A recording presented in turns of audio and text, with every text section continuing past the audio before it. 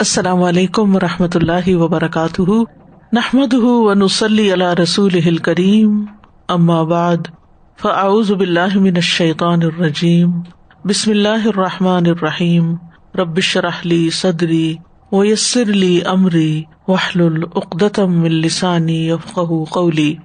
ہم قیامت کے دن کے حالات کے بارے میں پڑھ رہے ہیں۔ آج ہم شفاعت کے بارے میں پڑھیں گے کہ اس کی کتنی اقسام ہیں اور نبی صلی اللہ علیہ وسلم کی اپنی امت کے لیے کیسی شفاعت ہوگی، اور شفاعت کے مستحق کون لوگ ہیں، اور نبی صلی اللہ علیہ وسلم کے علاوہ دیگر کون لوگ شفاعت کریں گے، اور کون لوگ ہیں جو بدبخت شفاعت سے محروم رہیں گے۔ تو قیامت کے دن کے بارے میں اللہ تعالیٰ کا ارشاد ہے، بسم اللہ الرحمن الرحیم، لا اقسم بیوم القیامہ ولا اقسم بالنفس اللوامہ، ایحسب الانسان ان لن نجمع عظامہ، بلی قادرین علی ان نسوی بنانہ، بل یرید الانسان لیفجر امامہ، یسأل ایان یوم القیامہ، فإذا برق البصر وخسف القمر وجمع الشمس والقمر، یقول الانسان یومئذ أین المفر، کلا لا وزر إلی ربک یومئذ المستقر۔ نہیں میں قیامت کے دن کی قسم کھاتا ہوں، اور نہیں میں بہت ملامت کرنے والے نفس کی قسم کھاتا ہوں۔ کیا انسان گمان کرتا ہے کہ بے شک ہم کبھی اس کی ہڈیاں اکٹھی نہیں کریں گے؟ کیوں نہیں، ہم انہیں اکٹھا کریں گے، اس حال میں کہ ہم قادر ہیں کہ اس کی انگلیوں کے پورے درست کر کے بنا دیں۔ بلکہ انسان چاہتا یہ ہے کہ اپنے آگے آنے والے دنوں میں بھی نافرمانی کرتا رہے۔ وہ پوچھتا ہے اٹھ کھڑے ہونے کا دن کب ہوگا، پھر جب آنکھ پتھرا جائے گی اور چاند گہنا جائے گا اور سورج اور چاند اکٹھے کر دیے جائیں گے، اور انسان اس دن کہے گا کہ بھاگنے کی جگہ کہاں ہے، ہرگز نہیں، پناہ کی جگہ کوئی نہیں، اس دن تیرے رب ہی کی طرف جا ٹھہرنا ہے۔ سارا معاملہ رب کے سامنے ہوگا، رب کے ساتھ ہوگا۔ تو ہم بات کر رہے تھے کہ شفاعت ہوگی قیامت کے دن۔ شفاعت کا لفظ جو ہے یہ شفاع سے بنا ہے۔ شفاع کا مطلب ہوتا ہے ایک چیز کو دوسری چیز سے ملانا، ایک اکیلا اور دو 11۔ جب ایک کے ساتھ ایک اور چیز ملتی ہے تو وہ اسٹرینتھن ہو جاتی ہے، اس کے لیے آسانی ہو جاتی ہے۔ عدد میں شفع اور وتر جو ہے وہ مشہور ہے۔ وتر کہتے ہیں اکیلے کو، طاق کو، آڈ کو، اور شفع کہتے ہیں جفت کو، ایون نمبر کو۔ لیکن ہمارے دین میں شفاعت کا مطلب کیا ہے کہ کسی دوسرے کو فائدہ پہنچانے یا اس سے نقصان دور کرنے کے لیے واسطہ یا ذریعہ بننا، کسی کو فائدہ پہنچانے کے لیے یا اس کا نقصان دور کرنے کے لیے، یعنی اس کا ساتھ دینا، یا یہ حساب کتاب کا فیصلہ کرنے اور گناہوں سے درگزر کر دینے اور ثواب کو زیادہ کرنے کے لیے کچھ شرائط کے ساتھ ذریعہ بننا ہے۔ ٹھیک ہے، یعنی حساب کتاب کا فیصلہ کرنا، گناہوں سے درگزر کر دینا اور ثواب کو زیادہ کرنے کے لیے ذریعہ بننا، یا یہ ایسے شخص کو ذریعہ بنانا ہے جس کو اللہ اجازت دے دے یا اس سے راضی ہو، اور وہ ایسے شخص کی سفارش کرے جس سے اللہ راضی ہو، اور اس بارے میں سفارش کرے جو قیامت کے دن اس کو فائدہ دے۔ تو شفاعت کی شرائط کیا ہوگی؟ نمبر 1 یہ کہ سفارش کرنے والے سے اللہ راضی ہو۔ ہر کوئی سفارش نہیں کر سکتا، جس کو اللہ اجازت دے گا وہی سفارش کر سکے گا۔ نمبر 2 جس کی سفارش کی جائے اللہ اس سے بھی راضی ہو، یعنی کرنے والے سے تو اللہ راضی ہے لیکن جس کی وہ کر رہا ہے اس سے راضی نہیں تو اس کا بھی فائدہ نہیں۔ اور نمبر 3 اللہ تعالیٰ سفارش کرنے والے کو سفارش کرنے کی اجازت دے دے۔ من ذا الذی یشفع عندہ الا باذنہ، کون ہے جو اس کے ہاں سفارش کر سکے مگر اسی کے اذن کے ساتھ۔ تو قیامت کے دن اس آدمی کے لیے سفارش کوئی فائدہ نہ دے گی جو اس کا حقدار نہیں ہوگا۔ پھر سوال یہ پیدا ہوتا ہے کہ پھر شفاعت کا فائدہ کیا؟ تو شفاعت دراصل ان لوگوں کو آنر دینا ہے، ان کے مقام کو نمایاں کرنا ہے کہ جن کو اللہ تعالیٰ پسند کرتا ہے اور جن سے وہ راضی ہوتا ہے. لیکن اس کا یہ مطلب نہیں کہ اللہ تعالیٰ انہیں کوئی اختیار دے دیتا ہے. عام طور پہ یہ سمجھا جاتا ہے نا کہ فلاں سفارش کر دے گا، تو یہ نہیں ضروری کہ وہ کر دے گا اور سفارش قبول ہی ہو جائے گی. وہ جس کے لیے اللہ چاہے گا قبول کرے گا. اس کو اختیار نہیں ملتا کسی کو جہنم سے نکالنے کا یا کسی کو جنت میں داخل کرنے کا یا کسی کے گناہ معاف کر دینے کا. یہ اختیار سارے کا سارا اللہ سبحانہ تعالیٰ کے پاس ہی رہے گا. لمن الملک اليوم للہ الواحد القہار، کہ اس دن کہا جائے گا کہ آج بادشاہت کس کی ہے، اور جواب اللہ تعالیٰ کیا دیں گے؟ ایک اللہ کے لیے جو اکیلا ہے اور زبردست ہے، یعنی وہ سب کو کنٹرول کرنے والا ہے، سب پر غالب ہے، کوئی اس پر غالب نہیں آ سکتا، پورا اختیار اسی کا ہے. سورۃ انفطار میں بھی آتا ہے والملک یومئذ للہ، بادشاہت اس دن ساری کی ساری اللہ کے ہاتھ میں. سورۃ فاتحہ میں آتا ہے مالک یوم الدین، روز جزا کا، جس دن جزا سزا دی جائے گی اس کا اصل مالک اللہ ہے، سارا اختیار اللہ کے پاس ہے. تو یہ اللہ سبحانہ تعالیٰ جن کو وہ بخشنا چاہے گا ان کے حق میں کچھ لوگوں کو سفارش کا حق دے گا، ایک آنر دے گا. یہ ایسے ہی ہے کہ نبی صلی اللہ علیہ وسلم کی مجلس میں جب کوئی اپنی حاجت لے کر آتا اور آپ اس کی حاجت پوری کرنا چاہتے تو آپ اپنے صحابہ سے کہتے اشفعوا تؤجروا، یعنی تم اس کی سفارش کرو تو تم اجر پاؤ گے، یعنی صحابہ کو آنر بخشتے اور صحابہ کو ثواب کمانے کا موقع دیتے. تو یہ ہے شفاعت کا اصل کانسیپٹ. بہرحال قیامت کے دن جو شفاعت کا مستحق نہیں، اس کے لیے سفارش شفاعت کوئی فائدہ بھی نہیں دے گی. سورۃ المدثر میں اللہ تعالیٰ فرماتے ہیں ما سلککم فی سقر قالوا لم نک من المصلین ولم نک نطعم المسکین وکننا نخوض مع الخائضین وکننا نکذب بیوم الدین حتی اتانا الیقین فما تنفعهم شفاعۃ الشافعین. لوگوں سے پوچھا جائے گا تمہیں کس چیز نے سقر یعنی جہنم میں داخل کیا؟ وہ کہیں گے ہم نماز ادا کرنے والوں میں سے نہ تھے، ہم نماز نہیں پڑھتے تھے، اور نہ ہم مسکین کو کھانا کھلاتے تھے، حقوق اللہ بھی نہیں، حقوق العباد بھی نہیں، اور ہم بےہودہ بحث کرنے والوں کے ساتھ مل کے فضول بحث کیا کرتے تھے، باتیں بہت کرتے تھے، اور ہم جزا کے دن کو جھٹلایا کرتے تھے، اس کا مذاق اڑاتے تھے قیامت کے دن کا اور اس میں جزا سزا کا، یہاں تک کہ ہمارے پاس یقین آ گیا، یعنی موت آ گئی اور یہ دن ہم نے دیکھ لیا. پس انہیں سفارش کرنے والوں کی سفارش نفع نہ دے گی. یہ آیت بالکل بات واضح کر دیتی ہے کہ جو لوگ نماز نہیں پڑھتے، جو لوگ بندوں کا خیال نہیں رکھتے، جو لوگ آخرت پر یقین نہیں رکھتے، ایمان نہیں رکھتے، دین کا مذاق اڑاتے ہیں، بحثیں کرتے ہیں، ان کو کسی کی سفارش فائدہ نہ دے گی. یعنی بعض اوقات ہم یہ سارے کام کر کے کہتے ہیں ہم امتی ہیں، نبی صلی اللہ علیہ وسلم ہمارے حق میں سفارش کر دیں گے، لیکن امتی کیا نماز نہیں پڑھتا؟ امتی کیا آخرت کا مذاق اڑاتا ہے؟ امتی فضول بحثیں کرتا ہے؟ نہیں، امتی ہونے کے بھی کچھ تقاضے ہیں. ہم بعض اوقات بڑے فخر سے کہتے ہیں ہم سنی ہیں، ہم اہل السنہ والجماعت سے تعلق رکھتے ہیں، لیکن نماز کی سنتیں ہی نہیں پڑھتے. آپ کس قسم کے سنی ہیں؟ آپ ایک بنیادی سنت جو نماز ہی کی سنت ہے اس کی بھی پرواہ نہیں کرتے اور بڑے فخر سے کہتے ہیں ہم سنی ہیں.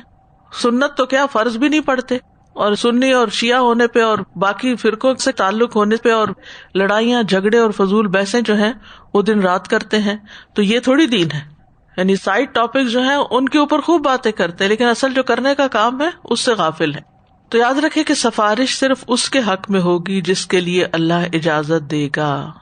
سورۃ البقرہ کی آیت نمبر 255 میں اللہ تعالیٰ فرماتے ہیں من ذا الذی یشفع عندہ الا باذنہ، کون ہے وہ جو اس کے پاس اس کی اجازت کے بغیر سفارش کرے.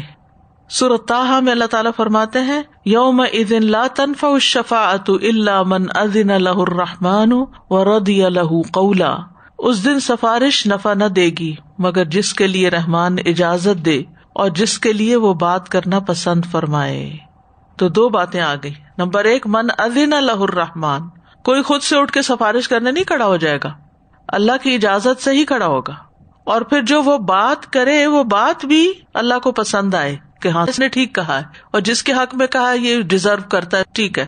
پھر اسی طرح سورۃ سبا میں اللہ تعالیٰ فرماتے ہیں قل ادعوا الذین زعمتم من دون اللہ لا یملکون مثقال ذرۃ فی السماوات ولا فی الارض وما لهم فیہما من شرک وما لهم منہم من ظہیر ولا تنفع الشفاعۃ عندہ الا لمن اذن لہ. کہہ دیجیے پکارو ان کو جنہیں تم نے اللہ کے سوا گمان کر رکھا ہے، یعنی اپنا الہ سمجھ رکھا ہے. وہ نہ آسمانوں میں ذرہ برابر کے مالک ہے، نہ زمین میں، اور نہ ان کا ان دونوں میں کوئی حصہ ہے، اور نہ ان میں سے کوئی اس کا مددگار ہے، اور نہ سفارش اس کے ہاں نفع دیتی ہے مگر جس کے لیے وہ اجازت دے. تو سفارش کے لیے، شفاعت کے لیے اللہ تعالیٰ کی اجازت کا ہونا ضروری ہے. اور اسی طرح سورۃ البقرہ کی آیت 123 میں آتا ہے وَاتَّقُوا يَوْمًا لَا تَجْزِي نَفْسٌ عَن نَفْسٍ شَيْئًا وَلَا يُقْبَلُ مِنْهَا عَدْلٌ وَلَا تَنفَعُهَا شَفَاعَةٌ وَلَا هُمْ يُنصَرُونَ. اور اس دن سے بچو جب نہ کوئی جان کسی جان کے کچھ کام آئے گی، اور نہ اس سے کوئی فدیہ قبول کیا جائے گا، اور نہ اسے کوئی سفارش نفع دے گی، نہ ان کی مدد کی جائے گی. یعنی آخرت کے دن کے بارے میں اللہ سبحانہ وتعالیٰ نے واضح طور پر بتا دیا کہ ہر شخص اپنے لیے کچھ کر کے آئے، اپنا ذمہ خود لے گا، یعنی کہ اس کے پاس کوئی گارنٹی نہیں کہ کوئی اور مجھے پکڑ کے بخشوا دے گا. اس دن سے ڈرنے کا کہا گیا، اس دن سے ڈرو جس دن کوئی کسی کے کام نہیں آئے گا، کیونکہ شفاعت صرف اسے فائدہ دے گی جس کے لیے رحمان پسند کرے گا. سورۃ النجم میں آتا ہے وَكَم مِّن مَّلَكٍ فِي السَّمَاوَاتِ لَا تُغْنِي شَفَاعَتُهُمْ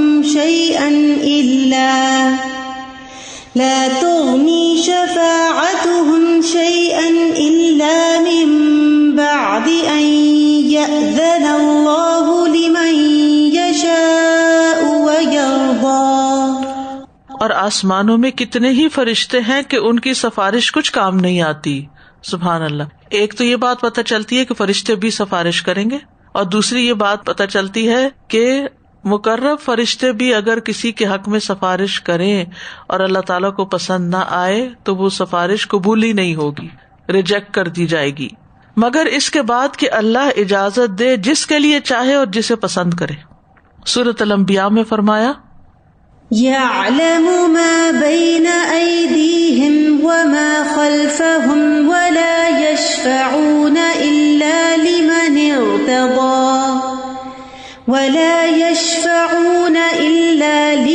ارْتَضَىٰ وَهُمْ مِنْ خَشْيَتِهِ مُشْفِقُونَ. اور وہ سفارش نہیں کرتے مگر اسی کے لیے جسے وہ پسند کرے، اور وہ اسی کے خوف سے ڈرنے والے. تو یہ بات بالکل واضح ہو گئی کہ اصل اختیار اللہ کا ہے، اور شفاعت صرف اس کے لیے فائدہ دے گی جس کے لیے اللہ تعالیٰ پسند کرے گا. حتیٰ کہ فرشتے بھی اللہ کی اجازت کے بغیر شفاعت نہیں کر سکتے. قرآن مجید میں آتا ہے وَقَالُوا اتَّخَذَ الرَّحْمَنُ وَلَدًا سُبْحَانَهُ بَلْ عِبَادٌ مُكْرَمُونَ. اور انہوں نے کہا رحمان نے کوئی اولاد بنا رکھی ہے، وہ پاک ہے، بلکہ وہ بندے ہیں جنہیں عزت دی گئی ہے. وہ بات کرنے میں اس سے پہل نہیں کرتے اور وہ اس کے حکم کے ساتھ ہی عمل کرتے ہیں. وہ جانتا ہے جو ان کے سامنے اور جو ان کے پیچھے ہے، اور وہ سفارش نہیں کرتے مگر اسی کے لیے جسے وہ پسند کرے، اور وہ اسی کے خوف سے ڈرنے والے. یعنی کسی کا مقام اللہ کی نگاہ میں کتنا بھی بڑا ہو، پھر بھی وہ اپنی مرضی سے کوئی تصرف نہیں کر سکتا. اس لیے ہمیں سب سے بڑھ کر اللہ سبحانہ وتعالیٰ کے ساتھ ہی اپنا تعلق درست کرنے کی ضرورت ہے. ظاہر اور باطن میں اسی سے ڈرنے کی ضرورت ہے، اسی کے آگے جھکنے کی ضرورت ہے، اسی سے دعائیں مانگنے کی ضرورت ہے.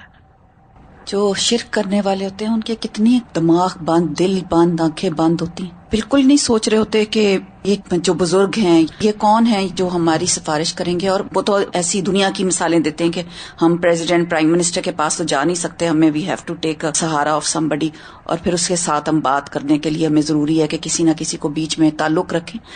لیکن اللہ تعالیٰ کا تو ڈائریکٹ معاملہ ہے بندے کے ساتھ. بندوں کے ساتھ تو مثال بھی نہیں دینی چاہیے اللہ تعالیٰ کے. جی وَلِلَّهِ الْمَثَلُ الْأَعْلَى. بالکل صحیح. اللہ کو بندوں پہ کیوں قیاس کرتے ہیں، اور قبروں پہ، اور کس طرح کہاں کہاں زندہ ہیں متبی اور پیری فقیری اور یہ سب. یہ بیسیکلی بزرگوں اور پیروں وغیرہ کا ادب اسی وجہ سے کرتے ہیں کہ وہ قیامت کے دن ان کے کام آئیں گے اور ان کو چھڑا لیں گے، ان کی جتنی بھی بدعملیاں ہیں ان پہ پردہ ڈال دیں گے. شفاعت کی اقسام. نمبر 1، ثابت شدہ صحیح شفاعت. یہ وہ شفاعت ہے جسے اللہ تعالیٰ نے اپنی کتاب میں ثابت کیا ہے، یا اس شفاعت کو رسول اللہ صلی اللہ علیہ وسلم نے ثابت کیا. یعنی اس کا یہ مطلب ہے کہ شفاعت ہے تو صحیح، لیکن اس کی دلیل ہونی چاہیے. یہ شفاعت صرف ان لوگوں کے لیے ہوگی جو توحید والے اور اللہ کے لیے اخلاص رکھنے والے ہیں. دوسری قسم ہے باطل شفاعت جس کی نفی کی گئی ہے، جیسے دنیا میں اولیاء وغیرہ کو ذریعہ بنانا. دوسرے آخرت میں کافروں کی طرف سے سفارش کرنے والے. تیسرے بدعت والی شفاعت جیسے قبروں میں دفن کیے ہوئے لوگوں سے طلب کی جاتی ہے. تو یہ یاد رکھیں کہ اللہ کے سوا کوئی دوست اور سفارشی نہیں. سورۃ الانعام کی آیت نمبر 51 میں اللہ تعالیٰ فرماتے ہیں وَأَنذِرْ بِهِ الَّذِينَ يَخَافُونَ أَن يُحْشَرُوا إِلَى رَبِّهِمْ لَيْسَ لَهُم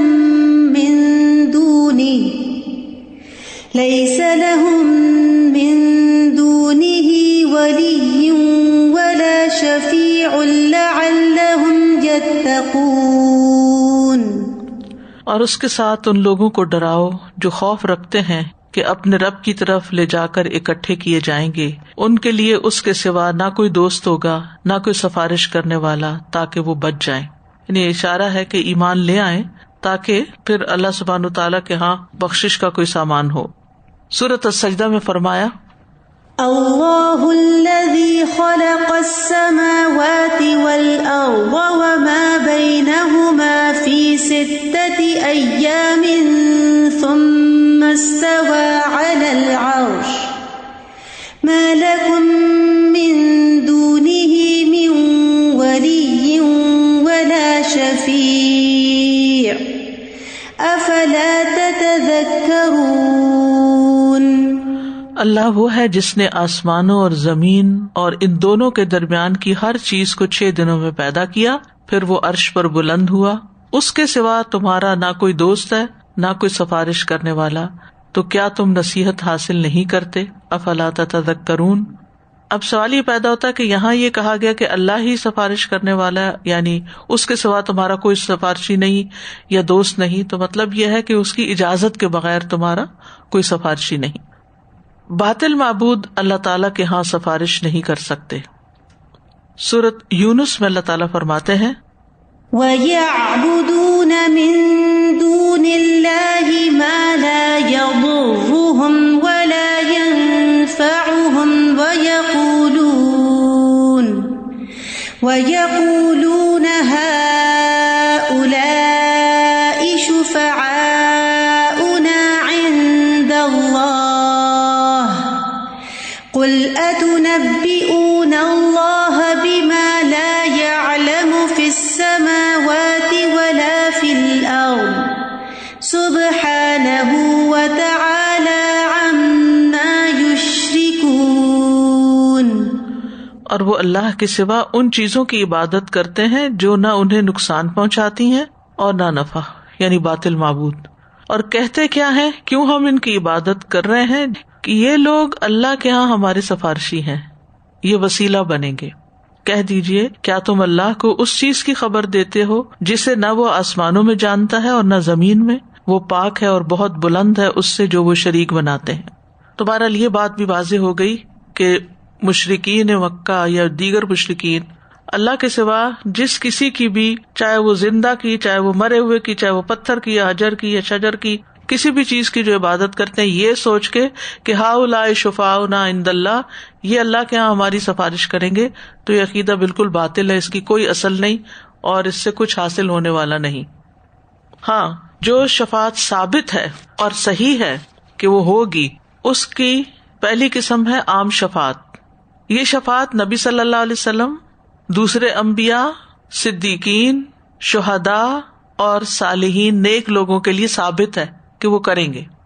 کیا شفاعت ہوگی ان کی؟ نمبر 1، جنت میں درجات کی بلندی کی شفاعت. جیسے ہم دعا کرتے ہیں نا کہ ورفع درجتہ فی المہدیین. حضرت ابو سلمہ فوت ہوئے تھے تو اس وقت نبی صلی اللہ علیہ وسلم نے ان کی بخشش کی جو دعا کی تھی، یہ دعا بھی ایک سفارش ہی ہوتی ہے اصل میں. آگے اللہ چاہے تو قبول کرے تو چاہے نہ کرے کسی کے حق میں. یہ جو ہم زندہ کے حق میں یا مردہ کے حق میں جو دعائیں کرتے ہیں نا، یہ بھی سفارش کی ایک قسم ہے کہ ہم کہتے ہیں اللہ تعالیٰ اس کو بخش دے، اس کے درجے بلند کر دے. تو اب کسی کی دعا قبول ہو سکتی اور کسی کی نہیں، اور کسی کے حق میں قبول ہو سکتی اور کسی کے حق میں قبول نہیں بھی ہو سکتی. اسی طرح ہم میت کی طرف سے جو صدقہ کرتے ہیں یا کوئی بھی ایسی چیز، تو وہ بھی اللہ کے اختیار میں، چاہے تو قبول کرے چاہے نہ کرے. تو ان ساری باتوں کی سمجھ یہ آتی ہے کہ انسان کو اپنی زندگی میں سب سے پہلے خود اپنے ہاتھوں اپنے لیے کچھ کرنے کی ضرورت ہے. یعنی صرف اس چیز پر امید لگا کے نہ بیٹھ جائیں کہ بچے ہیں وہ دعا کر دیں گے، کوئی اور کر دے گا. نمبر 2، اعراف والوں کو جنت میں داخل کرنے کی شفاعت. آپ کو معلوم ہے نا کہ جن لوگوں کی نیکیاں اور برائیاں ایک جیسی ہوں گی وہ نہ جنت میں جائیں گے نہ جہنم میں، وہ ایک درمیان میں بلند مقام ہوگا اعراف، جس پر ان کو روک دیا جائے گا، انتظار کریں گے. وہ سورۃ الاعراف اس نام سے مشہور ہے، اور اس میں تفصیل آتی ہے کہ وہ جنت والوں کی طرف دیکھیں گے تو امید کریں گے کہ ہمیں اللہ تعالیٰ اس میں داخل کر دے، اور جب وہ جہنم والوں کی طرف دیکھیں گے تو ڈریں گے اور دعا کریں گے کہ ہمیں اللہ تعالیٰ ان ظالموں کے ساتھ نہ ڈالے. تو وہ لوگ شفاعت کے ذریعے جنت میں داخل کر دیے جائیں گے. نمبر 3، توحید پرست نافرمان لوگ جو جہنم کے حقدار بن چکے ہیں، ان کے حق میں شفاعت کرنا کہ وہ جہنم میں داخل نہ ہوں، یہ ایک درجہ ہے. اور جو جہنم میں جا چکے ہوں گے، جیسے پل صراط سے گر کے نیچے، لیکن توحید پر ہیں مگر کبیرہ گناہ کرتے رہے، توبہ نہیں کی، نافرمان تھے، جہنم میں ڈال دیے گئے، تو ان کے لیے بھی شفاعت ہوگی. اس کی تفصیلات آگے آپ پڑھیں گے کہ کہا جائے گا کہ جائیں اور جس کے دل میں ایک درہم کے برابر بھی ایمان ہے اس کو نکال لے، پھر آدھے درہم کے برابر، پھر بالکل آخر میں جس کے دل میں رائی کے دانے کے برابر بھی. اور بائی دا ٹائم وہ کافی سزا بھگت چکے ہوں گے، اور اس میں یہ ہے کہ اس شفاعت کی وجہ سے ان کی سزا میں کمی ہو جائے گی. بالکل ایسے ہی جیسے جیل کا سینٹنس ہوتا ہے نا، کہ کسی کو جیل ہو جاتی ہے، پھر کسی کی سفارش سے اس کی سزا میں کمی ہو جاتی ہے، یا نکال لیا جاتا ہے، یا بیل ہو جاتی ہے. دوسری ہے خاص شفاعت. یہ صرف نبی صلی اللہ علیہ وسلم کے ساتھ خاص ہے، جس کو شفاعت عظمی بھی کہا جاتا ہے. شفاعت عظمی، شفاعت خاصہ کی بھی 2 قسمیں ہیں. پھر آگے ایک یہ ہے شفاعت عظمی، یہ حشر میں کھڑے رہنے سے نجات دلانے کی شفاعت ہے کہ حساب کتاب شروع ہو. اور اس کا آپ کو معلوم ہے کہ لوگ قیامت کے دن حشر کے میدان میں کھڑے ہوں گے، پسینے میں ڈوبے ہوئے ہوں گے، ان کی بری حالت ہو رہی ہوگی کیونکہ حساب شروع نہیں ہوگا. وہ کہیں گے کہ ہمارا حساب ہو، چاہے ہمیں جہنم میں بھیجے، یہاں سے ہمیں نکالیں. اتنی بری حالت ہو جائے گی لوگوں کی. کہتے ہیں نا الانتظار واشد من الموت. تو اس وقت پھر لوگ حضرت آدم کے پاس جائیں گے، اور پھر حضرت نوح کے پاس، اور حضرت ابراہیم کے، اور حضرت موسیٰ کے، اور عیسیٰ کے، اور پھر محمد صلی اللہ علیہ وسلم کے پاس آئیں گے. پھر آپ اللہ سبحانہ وتعالیٰ کے سامنے گر پڑیں گے، عرش کے سامنے، اور پھر دعائیں کریں گے، ایسے حمد کے کلمات کہیں گے جو اس سے پہلے کبھی نہ کہے گئے ہوں. اور پھر اللہ تعالیٰ فرمائیں گے یا محمد تستشفیٰ، اے محمد صلی اللہ علیہ وسلم تم شفاعت کرو، یعنی سفارش کرو، تمہاری سفارش قبول کی جائے گی. دوسرا ہے جنت کا دروازہ کھلوانے کی شفاعت. رسول اللہ صلی اللہ علیہ وسلم نے فرمایا انا اول الناس یشفع فی الجنہ، میں لوگوں میں سب سے پہلے جنت میں داخل ہونے کے بارے میں شفاعت کروں گا. یعنی آپ سے پہلے کوئی جنت میں داخل نہیں ہو سکے گا، جنت کا دروازہ ہی آپ کی شفاعت سے کھلے گا. تیسرا ہے 70,000 لوگوں کے بغیر حساب کتاب جنت میں داخل ہونے کی شفاعت. اور اس کی تفصیل آپ پڑھ چکے ہیں، جس میں عکاشہ جو تھے، جو ایک بدری اور احدی صحابی تھے، اور بہت زبردست اللہ پہ توکل کرنے والے تھے. ایک جنگ میں ان کے پاس تلوار نہیں تھی، انہوں نے درخت کی ٹہنی لے کے اسی سے ہی کام شروع کر دیا. تو بہرحال پھر ان کی یہ بات جو ہے عکاشہ بازی لے گیا. یہ ایک ضرب المثل بھی بن گئی کہ جس کام میں جو 4 رنرز ہوتے ہیں ان کے لیے، کہ وہ سب سے آگے نکل گیا. اور پھر اس کی بھی آگے تفصیلات ہیں کہ 70,000 تو تھوڑے ہیں، پھر آپ کو اختیار دیا گیا کہ ہر ایک کے ساتھ مزید 70,000 یا ہر 1000 کے ساتھ مزید 70,000 کو اسی طرح داخل کیا جائے گا. نمبر 4، آپ صلی اللہ علیہ وسلم کی شفاعت اپنے چچا ابو طالب کے بارے میں. ابو سعید خدری کہتے ہیں انہوں نے نبی صلی اللہ علیہ وسلم سے سنا کہ آپ کی مجلس میں آپ کے چچا کا ذکر ہو رہا تھا، تو آپ نے فرمایا شاید قیامت کے دن انہیں میری شفاعت کام آ جائے، اور انہیں صرف ٹخنوں تک جہنم میں رکھا جائے گا جس سے ان کا دماغ کھولے گا. پھر اسی طرح صحیح بخاری میں آتا ہے، عباس بن عبد المطلب کہتے ہیں انہوں نے عرض کیا یا رسول اللہ، کیا آپ نے ابو طالب کو ان کی وفات کے بعد کوئی فائدہ پہنچایا؟ وہ آپ کی حفاظت کیا کرتے تھے، آپ کے لیے لوگوں پر غصہ ہوا کرتے تھے. آپ نے فرمایا کہ ہاں، وہ جہنم میں اس جگہ پر ہیں جہاں ٹخنوں تک آگ ہے. اگر میں نہ ہوتا تو وہ آگ کے نچلے طبقے تک ہوتے، کیونکہ وہ بالآخر ابو جہل کی بات میں آگے تھے اور ایمان نہیں لائے تھے. اب ہے نبی صلی اللہ علیہ وسلم کی اپنی امت کے لیے شفاعت. شفاعت کے ذریعے آپ کو فضیلت بخشی گئی. نبی صلی اللہ علیہ وسلم نے فرمایا مجھے 5 چیزیں ایسی دی گئی ہیں جو مجھ سے پہلے کسی کو نہیں دی گئی تھی. ان میں سے ایک یہ ہے کہ مجھے شفاعت عطا کی گئی ہے، یعنی آپ کو اجازت ملے گی اپنی امت کے حق میں شفاعت کرنے کی. نبی صلی اللہ علیہ وسلم نے اپنی قبولیت والی دعا کو امت کے لیے محفوظ کیا ہے. آپ نے فرمایا مجھ سے کہا گیا کہ آپ مانگیں کیونکہ ہر نبی نے مانگا ہے. سل فإن کل نبی قد سأل. تو آپ دیکھیے کہ ان نبیوں کی دعائیں قبول ہوئی. آدم علیہ السلام نے کیا مانگا تھا؟ ربنا ظلمنا انفسنا وان لم تغفر لنا وترحمنا لنکونن من الخاسرین. تو وہ توبہ قبول ہو گئی. نوح علیہ السلام نے کیا دعا کی تھی؟ قوم کی بربادی کی، ایک طرح سے بد دعا کی تھی کہ اس زمین پر کافروں کا کوئی گھر نہ چھوڑ. رب انی مغلوب فانتصر، یہ انہوں نے دعا کی تھی. اچھا، پھر اس کے بعد ابراہیم علیہ السلام نے کیا دعا کی تھی؟ ربنا وبعث فیہم رسولا منہم، رسول اللہ صلی اللہ علیہ وسلم کی آمد کے بارے میں اور بھی، تو وہ دعا ان کی قبول ہو گئی. موسیٰ علیہ السلام نے کیا دعا کی تھی؟ ربی انی لما انزلت الی من خیر فقیر. تو کتنی جلدی ساری نعمتیں برکتیں آ گئی تھی ان کے پاس. ٹھیک ہے. پھر اسی طرح ایوب علیہ السلام کی دعا قبول ہوئی تھی، انی مسنی الضر وانت ارحم الراحمین.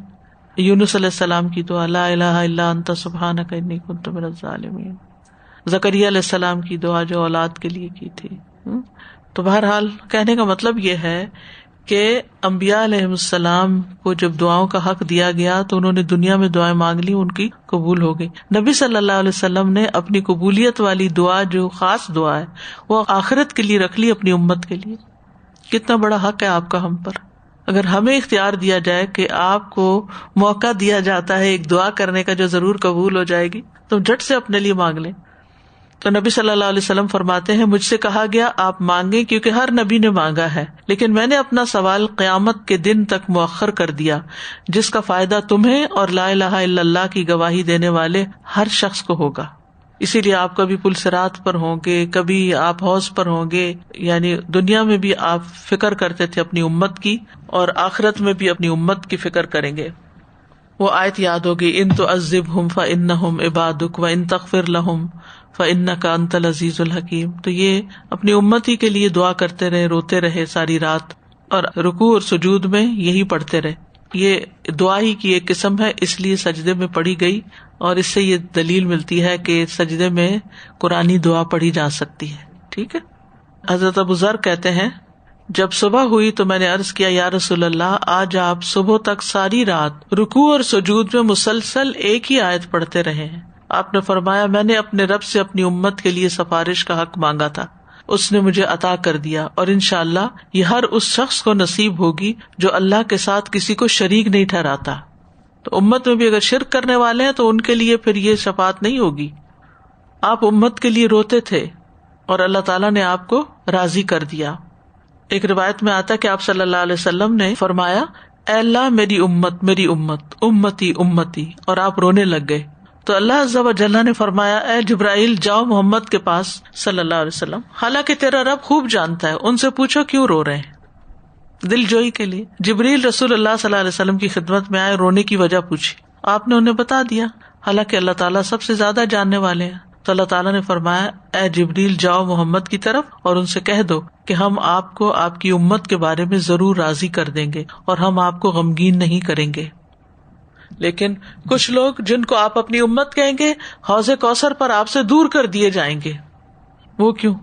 کہ انہوں نے بدعات شروع کر دی تھی دنیا میں. رسول اللہ صلی اللہ علیہ وسلم نے فرمایا میرے پاس میرے رب کی طرف سے ایک آنے والا آیا اور اس نے مجھے ان دو میں سے کسی ایک بات کا اختیار دیا کہ میری نصف امت جنت میں داخل ہو جائے یا مجھے شفاعت کا اختیار مل جائے. تو میں نے شفاعت کو اختیار کر لیا کیونکہ اس سے زیادہ لوگوں کے حق میں آپ شفاعت کر سکتے تھے. صحابہ نے عرض کیا یا رسول اللہ ہم آپ کو اللہ کی قسم ڈالتے ہیں اور صحابی ہونے کا واسطہ دیتے ہیں کہ آپ ہمیں ان لوگوں میں شامل کر لیں جن کی آپ شفاعت کریں گے. جب انہوں نے آپ سے اصرار کیا تو آپ نے فرمایا میں تمہیں گواہ بناتا ہوں کہ میری امت میں سے ہر وہ شخص جو اس حال میں مرے کہ اللہ کے ساتھ کسی کو شریک نہ ٹھہراتا ہو وہ میری شفاعت میں شامل ہے. اسی لیے کہتے ہیں نا جو مرتے وقت لا الہ الا اللہ پڑھے گا وہ جنت میں داخل ہوگا. لیکن یاد رکھیے کہ مرتے وقت لا الہ الا اللہ پڑھنے کے لیے زندگی میں بھی اس کی تکرار بڑی ضروری ہے. صحابہ بھی شفاعت پر یقین رکھتے تھے جیسے ابھی روایت میں آیا، اور صحابہ جو تھے شفاعت کی رغبت بھی رکھتے تھے. ایک طویل حدیث اس سلسلے میں آتی ہے. عوف بن مالک اشجعی کہتے ہیں کہ ہم نے رسول اللہ صلی اللہ علیہ وسلم کے ساتھ ایک سفر کیا، یہاں تک کہ جب رات ہو گئی تو میری آنکھ سے نیند اڑ گئی. مجھے نیند نہیں آ رہی تھی. میں کھڑا ہوا. لشکر میں کوئی چلنے پھرنے والا نہیں تھا مگر یہ کہ سب زمین پر اپنا رخسار رکھے سو رہے تھے، اور میں دیکھ رہا تھا کہ میرے دل میں ہر چیز کا خیال آ رہا تھا. صحابہ کی جنگوں کے بارے میں پتہ چلتا ہے نا کہ کس طرح لشکر مٹی کے اوپر ہی سو جایا کرتے تھے، کوئی بسترے نہیں ساتھ لے کے جاتے تھے. بس میں نے کہا ضرور میں رسول اللہ صلی اللہ علیہ وسلم کے پاس چلوں گا اور آپ کی رات بھر پہرہ داری کرتا رہوں گا یہاں تک کہ میں صبح کر لوں. چنانچہ میں لوگوں سے پھلانگتے ہوئے نکلا یہاں تک کہ میں لشکر سے باہر نکل گیا.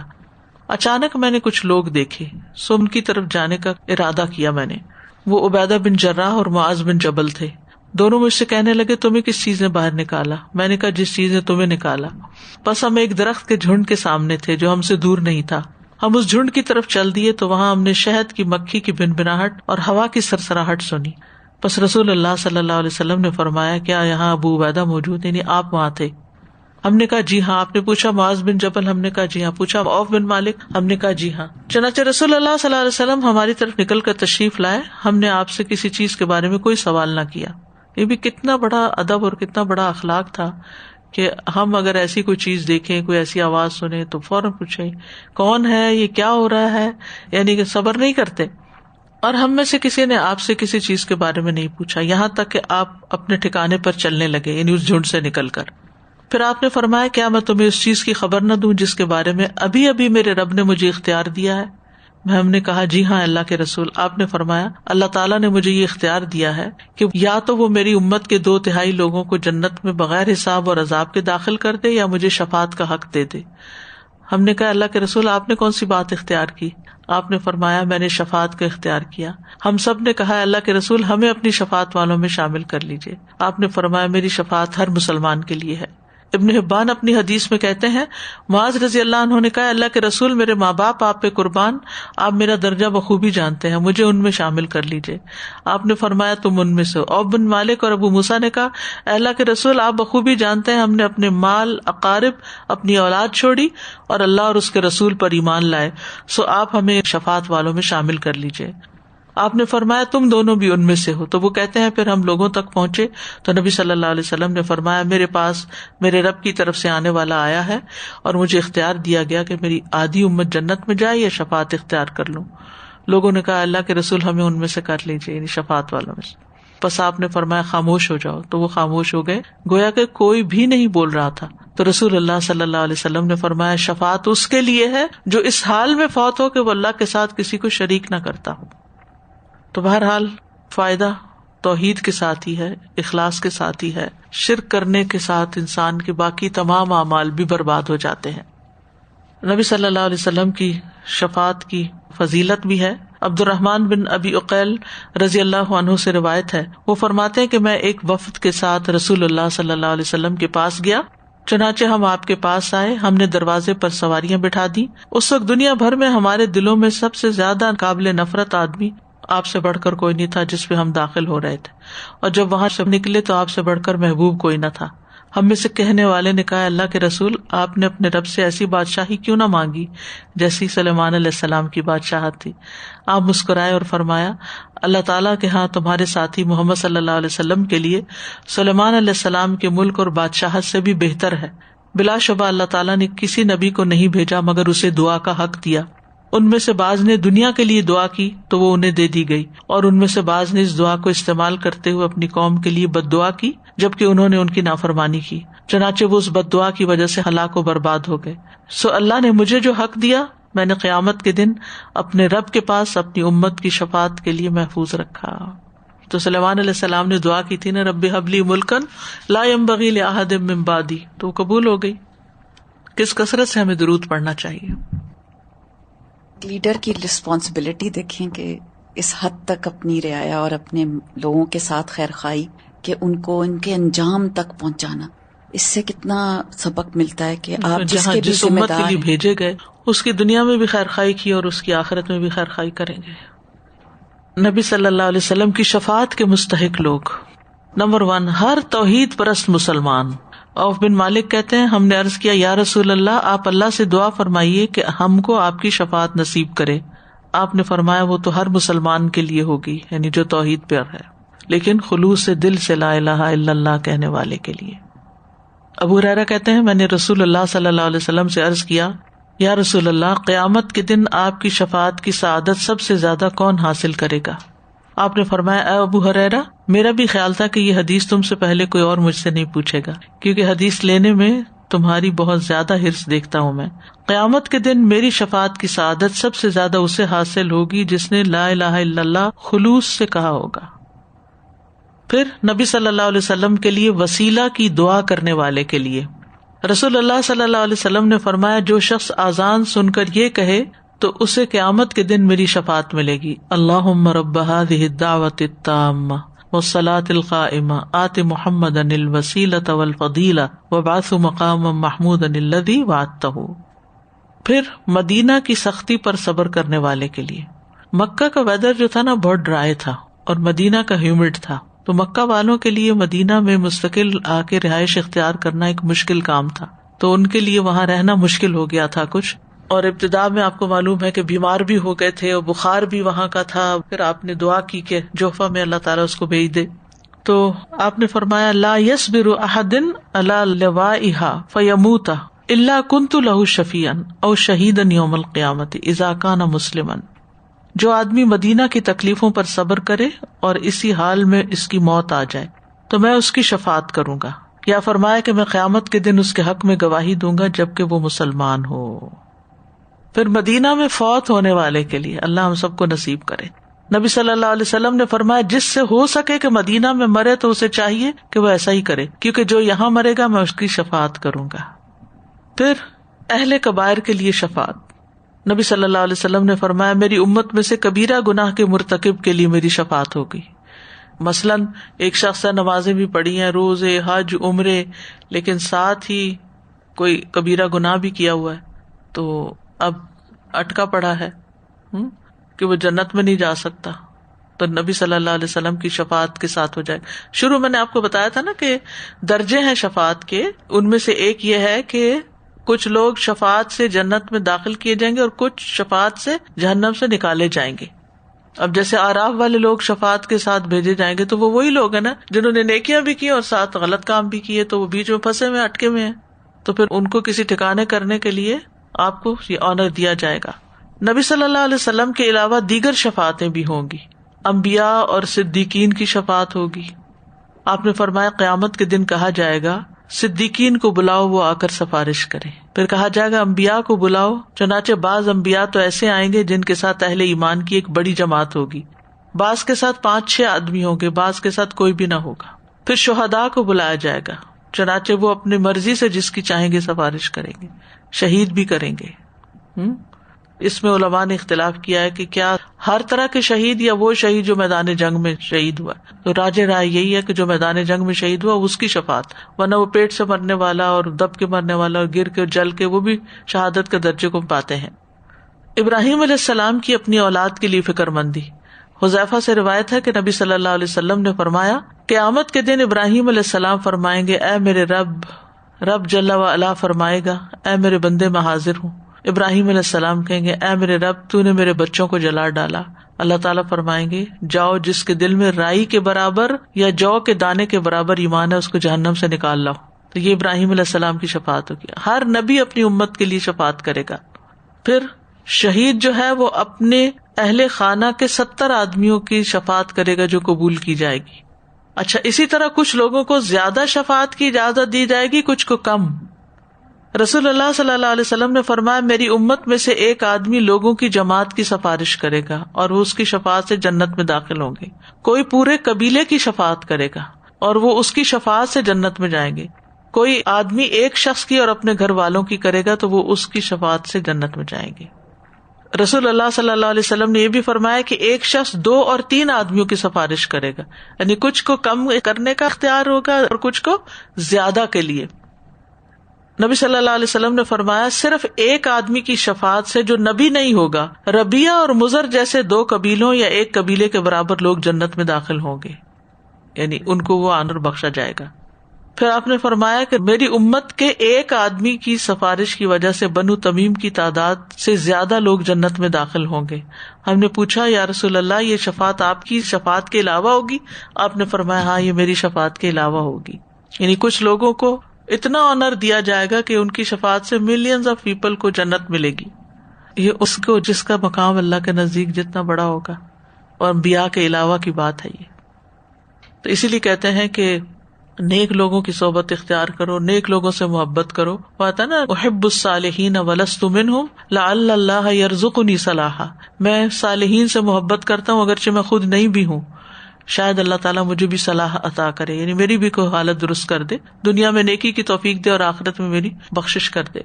تو جب اختیار دیا جائے گا 2 لوگوں کی کر لو، اور وہ لوگ کن کی شفاعت کریں گے؟ اگر کسی ہاؤس ہولڈ سے ان میں سے کوئی ایک نیک بچہ ہے، کوئی حافظ ہے، وہ حافظ والی حدیث جو ہے نا اس میں ضعف ہے، 2 روایتیں دونوں میں ضعف ہے، مگر چلے کچھ نہ کچھ اصل تو ہے کہ اہل قرآن کا بھی ایک مقام ہوگا۔ تو اب جب اس کو کہا جائے گا کہ تم شفاعت کر سکتے ہو 10 لوگوں کی، اپنے خاندان میں سے کر لو، وہ کن 10 کو چنے گا؟ جو اس کے ساتھ معاملے میں اچھے ہوں گے، جو اخلاق میں اچھے ہوں گے۔ دنیا میں جیسے عید ہوتی ہے یا کوئی خاص موقع ہوتا ہے تو ہم بچوں کو عیدی دیتے ہیں، گفٹ دیتے ہیں، یہ اچھا جب گفٹ دے رہے ہوتے ہیں یا نکال رہے ہوتے ہیں تو جو ان میں سے سب سے اچھا ہوتا ہے وہ کس کو دینے کو دل چاہتا ہے؟ جس کا سب سے زیادہ اچھا تعلق ہوتا ہے، فیوریٹ پیپل۔ بالکل، تو یہ یاد رکھیے کہ اگر حافظ قرآن شفاعت کرے گا تو وہ اپنے فیوریٹ پیپل ہی کی کرے گا، شہید کرے گا تو وہ بھی اپنے فیوریٹ پیپل کی کرے گا۔ تو اسی لیے علماء کہتے ہیں کہ شفاعت کے لیے دنیا میں زیادہ سے زیادہ ایسے لوگوں سے محبت کرو، ان کے قریب ہو، تاکہ وہ آخرت میں تمہاری شفاعت کریں۔ یعنی جیسے صحابہ کرام ہیں، جیسے امت کے علماء ہیں، انبیاء کے بعد جتنے بھی نیک لوگ ہیں۔ اسی لیے یہ محبت مانگنے کی دعا بھی ہے نا، اللہم ارزقنی حبک وحب من یحبک، یعنی جو لوگ اللہ سے محبت کرتے ہیں اللہ تعالیٰ مجھے بھی ان کی محبت عطا کر، وحب عمل یقربنی الی حبک۔ لیکن یہ یاد رکھیں کہ جو سفارش کرنے والے ہوں گے وہ صرف توحید پرستوں کی سفارش کر سکیں گے، شرک والوں کی کوئی سفارش نہ کر سکے گا۔ پھر اسی طرح فوت شدہ چھوٹے بچے جو ہیں وہ بھی شفاعت کریں گے، اور وہ اپنے ماں باپ کو۔ اور یہ بچہ کون سا ہوگا؟ جس کے اندر روح ہو، مس کیریج جیسے ہوتا ہے نا، ایک ہوتا ہے روح پڑنے سے پہلے ابارٹ ہو جانا، اور ایک ہے مس کیریج ہونا، ان دونوں میں فرق ہے نا۔ جب روح پڑ جاتی ہے تو پھر جو بچہ نکلتا ہے وہ، تو ان بچوں کو کہا گیا دعامیس الجنہ۔ دعامیس جو ہے نا، دامس کہتے ہیں گھوڑے کا چھوٹا بچہ جو ہر جگہ بھاگتا پھرتا ہے نا، اور ہر کوئی اس سے پیار کرتا ہے، وہ کسی کے بھی کھیت سے کچھ کھا پی لے، چر چگ لے، اس کو کوئی مائنڈ نہیں کرتا۔ جیسے چھوٹے بچے ہوتے ہیں، ٹاڈلرز ہوتے ہیں، وہ بھاگتے دوڑتے کبھی اس کے پاس جاتے ہیں کبھی اس کے پاس جاتے ہیں۔ تو یہ بچے جو ہیں یہ جنت کے چھوٹے گھوڑوں کے بچوں جیسے ہوں گے، یا ایک معنی یہ بھی کیا گیا کہ جنت کے کیڑے، لیکن کیڑے سے ہمارے معاملے میں نا وہ ذرا اچھا تاثر نہیں آتا، تو دعامیس کا جو ایک گھوڑے کے بچے والا معاملہ ہے نا وہ زیادہ بہتر ہے، پونی جو ہے، ٹھیک ہے۔ تو ان میں سے جو بھی اپنے باپ یا اپنے والدین سے ملے گا تو اس کے کپڑے کو یا اس کے ہاتھ کو پکڑ لے گا، جیسا کہ میں تمہارے کپڑے کو پکڑے ہوئے ہوں، نبی صلی اللہ علیہ وسلم نے کپڑا پکڑ کے فرمایا، اور وہ اس کو اس وقت تک نہ چھوڑے گا جب تک کہ اللہ اسے اور اس کے باپ کو جنت میں داخل نہ کر دے، وہ چھوڑے گا ہی نہیں، وہ کہے گا اس کو تو جنت میں لے جانا ہی لے جانا ہے۔ تو اس لیے جن ماؤں کے بچے پیدا ہونے سے پہلے فوت ہو گئے، پیٹ میں فوت ہو گئے یا پیدا ہو کر فوت ہو گئے، ان کے لیے بہت بڑا صدمہ ہوتا ہے، اس پہ صبر کرنا بڑا مشکل ہوتا ہے، لیکن بہت بڑی خوشخبری بھی ہے، بہت بڑی خوشخبری بھی ہے کہ وہ جنت میں لے جانے کا سبب ہوں گے، بس شرط یہ ہے کہ لا الہ الا اللہ پکی ہو۔ پھر قرآن سفارش کرے گا، نبی صلی اللہ علیہ وسلم نے فرمایا قرآن پڑھا کرو، کیونکہ یہ قیامت کے دن اپنے پڑھنے والوں کے لیے سفارشی بن کے آئے گا، یعنی وہ ان کو جنت میں لے جانے کا سبب بنے گا۔ رسول اللہ صلی اللہ علیہ وسلم نے فرمایا روزہ اور قرآن قیامت کے دن بندے کی سفارش کریں گے۔ روزہ کہے گا اے رب میں نے دن کے وقت اسے کھانے اور خواہشات کی تکمیل سے روکے رکھا، اس لیے اس کے متعلق میری سفارش قبول فرما۔ قرآن کہے گا میں نے رات کو اسے سونے سے روکے رکھا، اس کے حق میں میری سفارش قبول فرما، جیسے تہجد کی نماز میں پڑھنا یا پھر رمضان میں تراویح وغیرہ پڑھنا۔ تو ان دونوں کی سفارش قبول کر لی جائے گی. پھر اسی طرح حجر اسود کی شفاعت ہوگی. رسول اللہ صلی اللہ علیہ وسلم نے فرمایا قیامت کے دن حجر اسود جب آئے گا تو وہ جبل ابو قبیس سے بھی بڑا ہوگا، یعنی بہت بڑا بن جائے گا. اس کی ایک زبان اور 2 ہونٹ ہوں گے. مسند احمد کی ایک اور حدیث میں آتا ہے آپ نے فرمایا قیامت کے دن یہ حجر اسود اس طرح آئے گا کہ اس کی 2 آنکھیں ہوں گی جن سے یہ دیکھتا ہوگا، ایک زبان ہوگی جس سے بولتا ہوگا، اور ہر اس شخص کے حق میں گواہی دے گا جس نے حق کے ساتھ اس کو بوسہ دیا. تو بہرحال جو نیک اعمال ہیں وہ انسان کے حق میں سفارش بن جائیں گے. اللہ سبحانہ وتعالی ہمیں نیک اعمال کی توفیق عطا فرمائے. کل انشاءاللہ ہم اہل جہنم کی سفارش کے بارے میں پڑھیں گے کہ جو لوگ جہنم میں پہنچ جائیں گے پھر ان کو کیسے نکالا جائے گا، کس کس کی سفارش سے نکالا جائے گا. وآخر دعوانا ان الحمد للہ رب العالمین. سبحانک اللہم وبحمدک اشہد ان لا الہ الا انت استغفرک واتوب الیک.